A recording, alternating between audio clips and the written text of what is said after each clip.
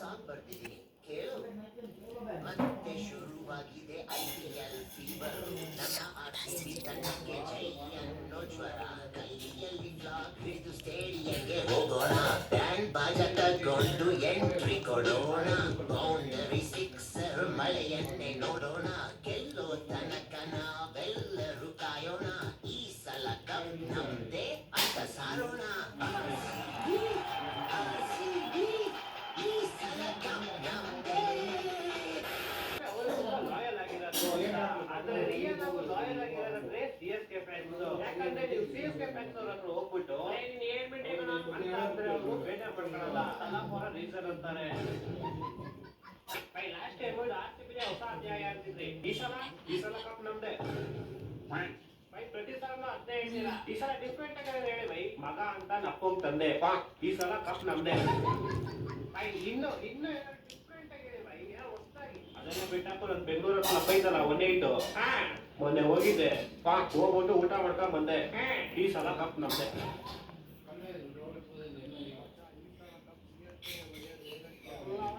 ನಾವು ಹಿಡ್ಕೊಂಡ್ರಿ ನಮ್ದು ಮುಂದೆ ಸಾಕ ಟೀಮ್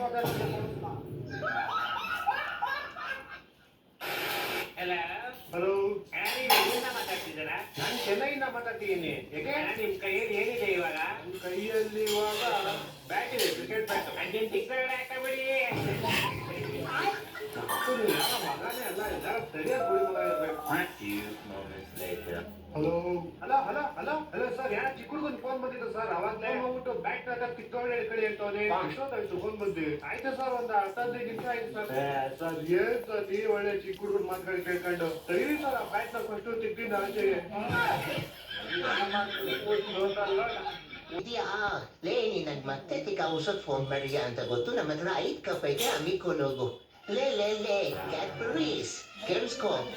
ಲಾಯಲ್ ಕಪ್ ಗೆಲ್ಬೇಕು ಅನ್ನೋ ಆಸೆ ಇದ್ರೆ ಫಿಕ್ಸಿಂಗ್ ಮಾಡದೆ ಗೆಲ್ಲೋ ತಾಕತ್ತಿರ್ಬೇಕು.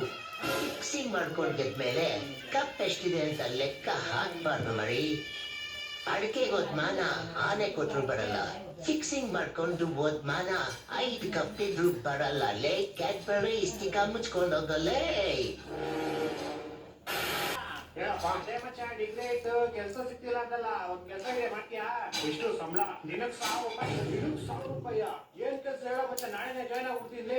ಏನಿಲ್ಲ ಮಚ್ಚ, ಈ ಅಂಗವಿಕಲರವರೆಲ್ಲ ಇರ್ತಾರಲ್ಲ, ಅದೇ ಕೈ ಇಲ್ಲವರು ಅವರೆಲ್ಲ. ಏನಿಲ್ಲ, ಅವ್ರಿಗೆಲ್ಲ 3 ವರ್ಷದಾಗ ನೀನ್ ಜಡ್ಕ ಹೊಡಿಬೇಕು ನಿನ್ ಕೈಯಿಂದ ಅಷ್ಟೇ. Emotional damage.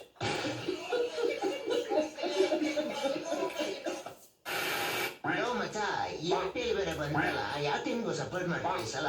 ನಾವ್ ಗೊತ್ತಲ್ಲ ಮಚ್ಚ, 17 ವರ್ಷದ ಒಂದೇ ಟೀಮು.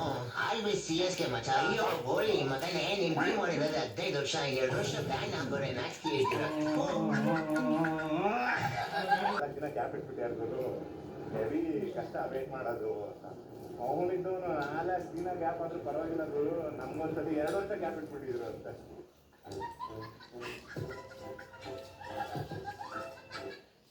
ಒಂದೊಂದಲ್ಲ ಆ ರೆಕಾರ್ಡಿಂಗ್ ಲೇಟ್ ಬಿಟ್ಟದು ಮತ್ತು ನನ್ನ ತಡಪ್ಪ ಏನಾಯ್ತು? ಅಯ್ಯೋ ನೀವು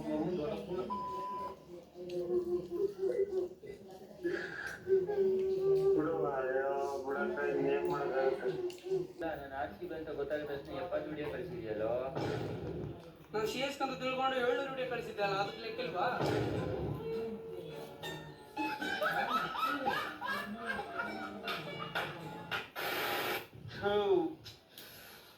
ಶಿಷ್ಯ ಅದೇನೋ ಕೊಟ್ಟೆ ಇವಾಗ ನಮ್ಗೆ ಏನದು? Hey Guru, what are you doing?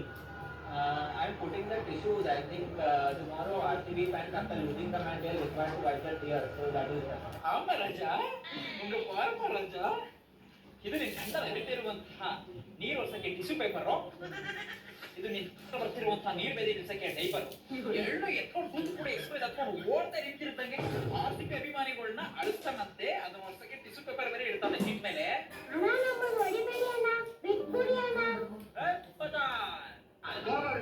ಸೆಡೆಗೆ ಹೇಳ, RCB ಅಭಿಮಾನಿಗಳನ್ನ ಆಡ್ಕೋತೀವಿ ಅಳಿಸ್ತೀವಿ ಅಂದವರೆಲ್ಲ ಅರ್ಶನ ಕುಂಟೆ ದಾಟು ಹೋಗಕ್ಕಾಗಿಲ್ಲ ಅಂತ.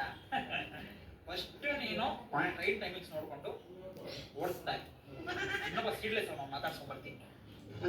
ಈ ಸಲ ಕಪ್ಪೆ